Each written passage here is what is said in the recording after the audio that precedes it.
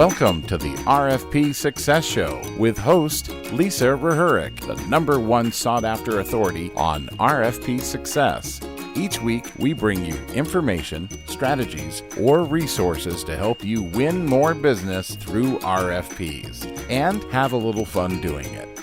Let's get this week's episode started. Hey everybody, it's Lisa Rehurik, host of the RFP Success Show, and we are here today with Nicole Bandus.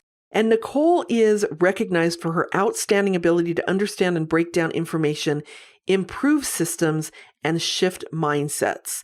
Nicole is the founder and CEO of Virtual A-Team, a virtual services and online business management agency.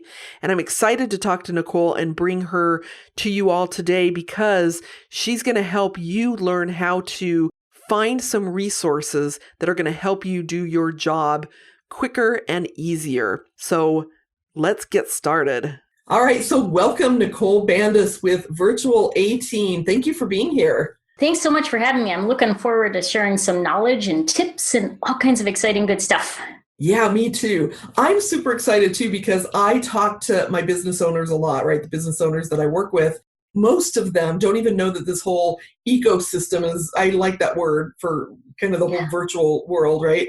They don't even know it exists. And so I'm looking forward to this being an educational piece for them too, to like, what can you even use virtual teams for? So let me start by asking you this, like in the entrepreneurial space, when we're talking to coaches and consultants and what we deem as like solopreneurs, they tend to understand what a virtual assistant is and what a virtual assistant can do. But when you get to some of the more traditional businesses that have been around for a while, maybe a traditional consulting business or construction or IT, they don't even know that this exists, and they're in their head a little bit about, I've got to hire full-time, I've got to hire part-time, and that's my only option, but that is not their only option. So Nicole, can you tell us, what do I even mean when I say virtual assistants? I think that term is getting harder to understand because nowadays people, when you say virtual assistant, they think Alexa or Google or Siri. And, I didn't even think of that. Yeah, it's gotten crazy. That's the first thing that if you don't traditionally know what virtual assistants are, that's where your head goes is to, hey, Alexa, turn on the TV or whatever. So yeah, it's definitely gotten to be more challenging from that perspective. But in traditional terms, a virtual assistant is really just somebody that you can hire that is not on site. So they do their work remotely from another location. Usually they are part-time as opposed to full-time employee. They can be a 1099 contractor. They're usually not a typical traditional employee, which the benefit there is you're saving all kinds of things from healthcare costs and workers' comp costs and all kinds of things like that. You don't have to pay for all of that extra expense. But in a nutshell, it's basically an individual who can do the work that you need to have done from a remote location. So amazing, right? Because you don't have to then worry about hiring somebody full-time or even part-time and keep them busy. What if you don't have that work, right? Absolutely. So I think that's so amazing. And what kinds of things, what kind of work can you actually give to a virtual assistant? It can be anything that can be done on a computer. So much of what we do now is cloud-based. It makes all of the things that we do easier. So this can be anything from proofreading your emails or documents to, sending emails on your behalf. It could be editing, bookkeeping, managing your schedule for you. So if you have certain appointments, it can be calling back clients to confirm appointments. All of those kind of things can be done for you from a different location, so they can be done by a virtual assistant. Okay, for all my listeners here, they're listening to me because this is all about RFPs and I bring resources and strategies and all of that to bear, right? So all of you that are listening, you respond to RFPs and you need extra RFP help, right? That's why a lot of people hire me. But you can get additional help in the RFP realm and outside of the RFP realm to lighten your load. So for example, formatting the document or, even doing proofreading or research, right? All of that comes into play as well, right? Oh, yeah, we do a lot of research. And, it's interesting when I started this, and this is just kind of quick story, but when I Yeah. started this, I thought that research was such an easy thing to do that anybody could do it. You just go out to Google and you ask it what you need. And I suddenly kind of realized getting into this that research isn't necessarily a native skill. Just because I'm good at it doesn't mean everybody's good at it. So if So there's a true. skill that you have that you're just not great at doing, get somebody else to do it. And when you don't have to put that task on another full-time employee or somebody else that you already have, and you can give them a one-off job here and there, you get the skill set that is top notch for what you want to do without having to pay somebody a full-time salary for doing that.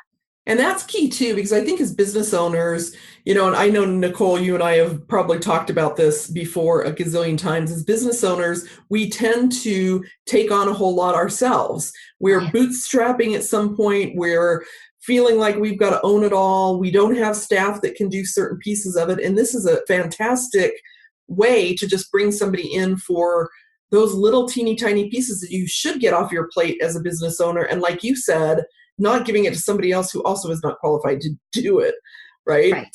Or they're already overwhelmed. I mean, I've got a couple of clients who they've got a team, but their team is already so at capacity, and the tools or the tasks that they are hiring us to do might not be something that is, you don't want to overpay somebody to do a job that somebody else can do for less money. So true. And so that's one of the benefits is don't have your manager doing the research if you can pay an admin to do it, but maybe your admin's already at capacity and can't take on another thing. Rather than hiring an entire new admin assistant, work with somebody virtually so that you can, get that job done, but not have your manager overpaid to do it. Yeah, or getting frustrated because somebody doesn't have that skill, right? The admin might have every other skill that you need. So RFP people hear this, because no more excuses for not farming out some of the work, whether it's within the RFP or work outside of that, so that you can be spending the time doing the pieces that you really need to be doing. Yeah, and how much happier is your team going to be if they're utilized for the skills they're good at and not given tasks that are not within their zone of genius? We're always looking for ways that we can bring more peace and cohesiveness to our teams. And sometimes that's really just not giving them a task that they are not either qualified, or maybe it's beneath them, or whatever the case may be. If that's not what they should be doing, they're not going to be happy when they have to do it. Yeah, and we want happy employees, right? Absolutely. We should want happy employees. Right? Yeah. If not, you got bigger problems than that, right? For sure. I'm going to ask you two questions in one. First is, how does it work to hire people? Do you have to hire them for the same number of hours every month? Can you hire them for one-off jobs? So that's question one. Let me let you answer that, and then I'll lead into the second question. Okay, perfect. And the answer is yes. So there are different companies that are going to structure the way that they do this very differently. So if you go to a site like Upwork, you can essentially hire somebody for a one-off kind of job.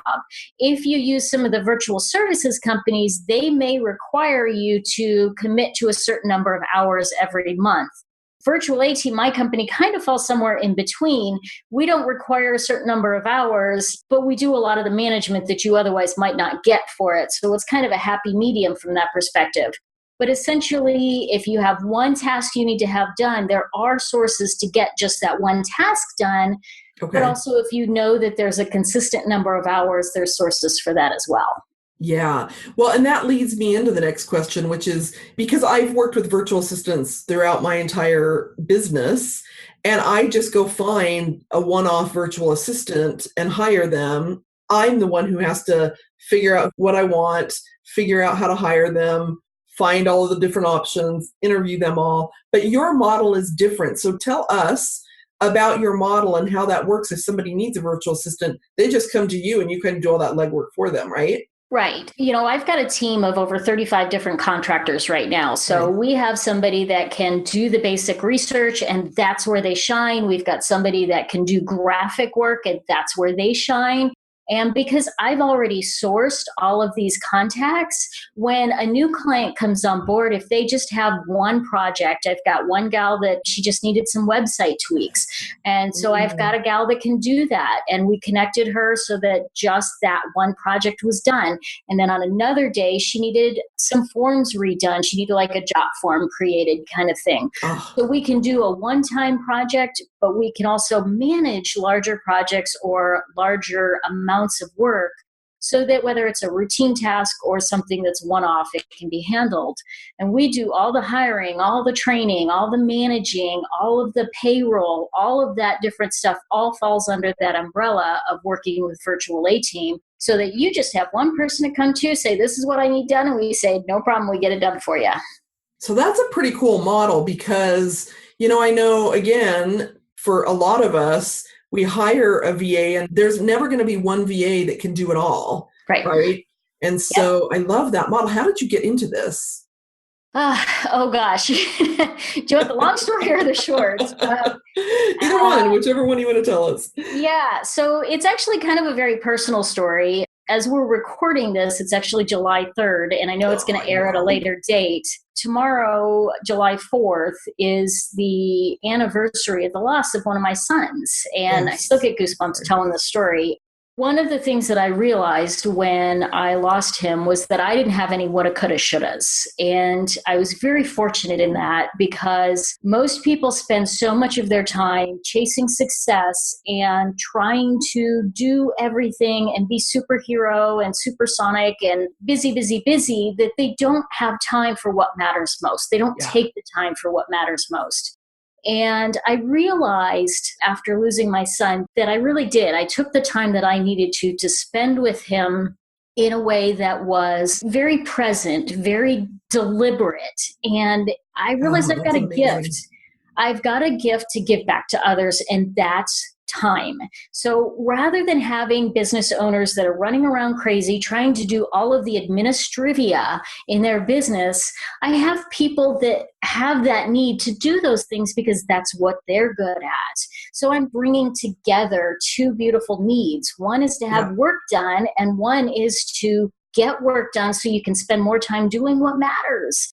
It was kind of from that Virtual A-Team was born. And it didn't happen overnight, but I realized so many of my coaching clients were struggling with this concept of needing to delegate and not knowing how to do it, not knowing where to go or what to do, or finding a dependable virtual assistant because, virtual assistants, if you know very many, tend to have a very flaky reputation. And so they were looking for something that had more consistency. One of my favorite things that I've been saying is, I worry about your business for you. Yes. So you don't have to. We love that. We love that. And I think it's true because I know for myself and other people that I know that have hired virtual assistants, virtual assistants also have their own business and they're building and growing. And I don't know how many virtual assistants I know that have gone on to do something else. They kind of grow themselves out of their business and go on to be a business coach or do something else. And so I like the idea of the stability so that my clients and my listeners here can find a way to work with you, get the help that they need, but also have that stability, like you said, for that ongoing piece of it. And, Nicole, thank you for sharing your story because I've known you for a while, so I know that story. And it's a beautiful way to turn that tragedy into helping other people, like you said, and helping make sure other people can spend the time with their families. And this is a perfect way to do that, right? Yeah, I've said for many years, sometimes the best gifts come wrapped in ugly paper, but you have to be willing to open up the gift to see what's inside. Yes. And that's what I did with this experience. I mean, the loss of a child, that's the ugliest paper you can get. And yet I was willing to open it up because for me, I had to know that there was a purpose behind it, and being able to give that back, that gift of time, that's the purpose and that's the legacy that my son has given, is really to give back that gift of time. And it's a beautiful legacy because for all of us business owners, we never spend enough time where we should. No. We tend to be A-type, we tend to be very driven, and we're building a business and we can get caught up in that. And for you to be able to see that and bring a service into play that's going to help people live more vibrantly and more connected, so that they don't have any regrets if something ugly happens to them as well. So it's a beautiful story, tragic, but beautiful story of how you started your business. So thank you. Well, thank you. Yes. Thank you. I appreciate that. All right, so let's go back and talk a little bit about how you vet your VAs. So, okay, you've got this team of 35 people. How do we know, and not me because I know you, so I trust you, but how do my listeners know that your people in your community are vetted well and that they can do what you say that they're going to do? Right. Sure. Well, I've developed a great list of questions to ask during my interviews. So that's step one. I put them all through an application process. I then do a very intense interview with each and every one of them. And then the next step that I take is I onboard all of my new team members. It's trial by my business first. So I test them out on my business and the things that I need to have done in my business. And once I've been assured that they are here for the long run, then I can hand them off to a client. And I know that they understand the system. They understand how I work. I know that there's some dependability. Now, you know, we all have hiring troubles. And fortunately, when I have a team member that calls in and she's drunk, I have backups in place for those kind of scenarios. Because yes, it has happened. I remember you did a live stream on this not too long ago, I think. What was I did. Do you mind telling us that story? So I had one of my clients calling me saying, you know, she couldn't get a hold of this team member. She couldn't get a hold of her. She was trying. She sent her emails. I finally called her. I left her a message, couldn't get through, called her again. And I get this person on the other end. And the response I get is, hello? Oh, no. Hello? Oh my gosh, what the heck is going on? Wow. And her explanation to me was that she had taken too much cough syrup because she was really sick. Maybe that's the case, but this had happened a couple too many times for it just to be that kind of a scenario. So she and I parted ways. I decided it was not the best scenario going forward to keep her on the team. But again, fortunately, because of the way that I've structured everything, it was a pretty seamless process for my client to then have a new team member come on board because I'd had all the procedures outlined. I was always involved in all of the aspects. I meet with my team members on a weekly basis, so I know what's going on with each client, and I can step in. Like, you know, this time of year, I've got a lot of my team are on vacation, so my clients don't have to suffer because somebody on their team has taken a vacation. We just have somebody else step in, and because the procedures are always outlined, it's like the person is still there. So that's really amazing. Like, I'm getting excited about what you were just talking about, not the fact that you had somebody that was drunk. And Really? But wait a minute, aren't you the martini gal? I am, yes. Well, I like to, I like to party. I just don't like to party. All in moderation, right? Yes, all in moderation. And not when you're going to get on the phone with a client. Right. Yes, what you do on your weekends? Yes, exactly. That's all on you. But, what's kind of crazy is if I have an employee or a virtual assistant that is drunk, all of that you just talked about, I have to deal with. I have to step out of my business and I have to deal with it. And I have to, find somebody to fill in, which is going to take a heck of a lot longer than if I could just say, Nicole, this isn't working. You do what you need to do and keep getting me what you're getting me. Right? Like, how much time does that save a business owner? Oh, yeah. And I have had team members that have left for full-time jobs or for whatever reason. They help with the training the first time out because obviously we need to understand what their business is all about. Absolutely, yeah. But after that, whenever we have to replace a team member for any reason whatsoever, or they're just on vacation, it's not on the business owner's plate. So it saves them a lot of time, a lot of headache. And especially at that worst moment, it's like, oh my gosh, I have a million other things going on and I'm about to go to a conference or an event. Always. Really? Like, it's the worst timing in the world. You don't have to worry about that because it's all taken care of for you. Oh, that's exciting me. Yeah, we're going to need to talk because I don't currently use you because I've had a VA, but we need to chat about how we can change that because this is pretty exciting. For my listeners who have never hired a VA, what is the number one piece of advice that you would give them? Get a contract. Oh, okay. Hands down, you have to have a work for hire agreement with your VA team, whoever it is that you're working with. It should outline the scope of the work, the cost, the non-compete, all of those kind of things that go into it. I mean, when you're working with a government agency, you're getting a contract, right? So This is no different. Even if it's just a part-time employee, you should have a contract agreed. It's signed by them with all of the information so that you have a recourse if they decide to steal your website and go in the other direction. All of that's important. Interesting. What can somebody use a VA for versus where they actually have to hire full-time staff? You know what I'm asking? There's like a rule. It's the tax laws as far as that goes. And that's actually kind of a work in progress right now because the virtual industry is booming so heavily. They are trying to go after businesses to determine who's an employee versus who's a 1099 contractor a lot more. Okay. Unfortunately, talk to your accountant is really the easy answer because it there. falls into that same realm of what needs to be an employee versus what can be a contractor, right? That's exactly what it is. Yeah. And so it's a base of, are they using their own equipment? Do they get to make their own hours? Do they have flexibility on how they're actually doing the work? Those kind of things go into it.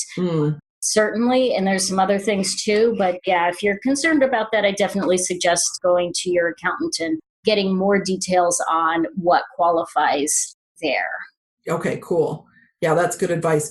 So if somebody's listening right now and they're like, oh, this sounds really good, but I don't even know what I would use a VA for, do you help them figure that out? I do, actually. In that first conversation that I have with them, we go through a lot of the different things that they do. And a lot of times it's really kind of going through and doing an audit of what your day looks like. The simplest way to do this is literally to have a sheet of paper on your desk with 3 columns. What you have to do because there's nobody else that can do it, what can be delegated, and what's kind of on the maybe it can be delegated, I'm not really sure kind of list there. So there are certain things that only you can do. And then there's other things that you're like, oh gosh, man, if I didn't have to do that, it would save me a tremendous amount of time. Now, some of those things are going to take a little bit more training. So for example, managing your email, you may have this whole kind of philosophy of who gets a response to an email and who doesn't. That can be trained. That's part of that training process. So it doesn't necessarily have to be, here's a form, I want this all changed to Arial 16 font, which is super simple. It can be something that's more complex, but that'll just require a little bit more of a training process. And an open mind in that everything that you list should not be in that left-hand column, which I know for some of us business owners, we seem to think everything falls into the nobody else can do it but us column, right? Right. And the argument that I make there is 80% done is better than not done at all. So if somebody else can do it to 80% perfection, like you're going to have it at 100% perfection. But if you're not doing it because you don't have the time to do it, then 80% good enough is better than 0. Wow. Yeah. So think about it and really embrace that idea. Like if you have this belief that nobody can do it as good as you, some things maybe not so much, but other things you could be right. But if it's at least getting done, that's better. And it's a lot less than we think it is. It's true. Only Absolutely. we can do. I really do believe that. Yeah, totally. So what would you say to somebody who said, you know what, Nicole, I tried virtual assistants. It just didn't work. I had so many problems. I couldn't make it work. What would you say to that person? I'd invite them to have a conversation with me, honestly, because the reasons vary significantly on why it didn't work for them. And when I created Virtual A-Team, I took that list of reasons and said, I'm going to fix this. I'm going to fix this. I'm going to fix this. So the structure that I put in place for Virtual A-Team really was designed around all of the reasons that it didn't work for somebody else. because I have a coaching background and a background in psychology, I can even work with I am a perfectionist and just am not willing to let go. Oh, wow. That's a hard person to work with. It is a very hard person to work with, but I've managed. So, Awesome. It might be that somebody's micromanaging a little bit too much. And, it might be that the virtual assistant is flaky. Sometimes it's just a disconnect in that communication. I've got one client who she sends me an email. The very first thing I do is pick up the telephone because I know that if I try and email her back, that conversation is just not going to go right. So nice. I save a whole lot of headache by picking up the phone and calling her. All of our calls are actually done via Zoom so that I can record them. That way I can go back to her and say, okay, here's what we talked about. Yes. So a lot of that is knowing what your personality style is, knowing what the team member's personality style is, and being able to work together in that respect so that you can get on the same page and you know how to communicate with one another. Nice. I love that. I love it. I love it. I love it. All right. So this has been amazingly great information. And actually, one more quick question, Nicole. When somebody's hiring a VA, what's the biggest pitfall that you think they need to watch out for? I know that's kind of a weird question, but. Yeah, the biggest pitfall. I think the biggest challenge that I've run into when hiring VAs and team members are individuals who are going to apply for the job or the position, but they aren't necessarily committed to working. So one of the challenges with virtual teams is that they are just working extra hours to make some extra money. And when that's the case, they're not as committed to the work as somebody that's actually coming in and clocking in on a regular basis. So it's important to kind of find that happy medium between somebody that really does want to work, who loves what they're doing, and dare I say, actually does need the income, but not so much that they're actually go out and seek a full-time job because they need the money that bad. So it's kind of an interesting balance. Right, exactly. Yeah. There's not a lot of people that really fulfill that all the time. And I have run into those people that, after working with them for 2 or 3 weeks, they're like, well, I need a full-time job. They just don't show up because they're not that committed to what it is they're doing. They just want some extra fun money. So that's another reason they need to call you. Right. Yes. Total promotion for Nicole here, because really you offer this amazing service. So I really want to get on the phone with you myself and chit chat about it. So I do encourage anybody that is listening, if you've even got a little bit of an inkling of like, oh my gosh, this could help me, I encourage you to get on a call with Nicole. So Nicole, my next question for you is, how do they get in touch with you? Great question. My website is virtualateam.com. My pricing is there. I've got a contact form there. You can set up a time to have a conversation with me directly, one-on-one, and we'll just talk about whatever needs you are. Fortunately, I don't require a minimum number of hours. So if you just have one project you want to try us out on and see how it goes, we can start there and then kind of build up as you feel comfortable. My philosophy is, I want to earn your business, not be obligated to your business. So and I like that too. They can, especially for people that this is new to, right? That just dips their toe in the water. Let me just see how this is going to work. Let me get comfortable with it. Let me get comfortable with Nicole, all of that. So wonderful. Yeah. Well, this has been great. Great information, great sharing. And again, I think with my listeners to just open up your minds to saying, hey, let me get some extra help, because I know every single client that I work with on an RFP, they generally are pulling people from other parts of the business to help out, and everybody's already tapped out and everybody's really busy and the business owners are beyond capacity. And so this is a really great way to get them some extra help wherever it is in their business to really help support them. So thank you for being here. And all of Nicole's information will be in the show notes. So you'll be able to click on her link and connect with her on social media. So Nicole, thank you so much for being here. Thanks so much. I appreciate you having me on. All right. Have a good one. Bye-bye. You have been listening to the RFP Success Show with RFP expert Lisa Reherik, author of the RFP Success book. If you haven't subscribed to the podcast yet, make sure you click the subscribe button so you don't miss a show. And thanks for spending time with us today.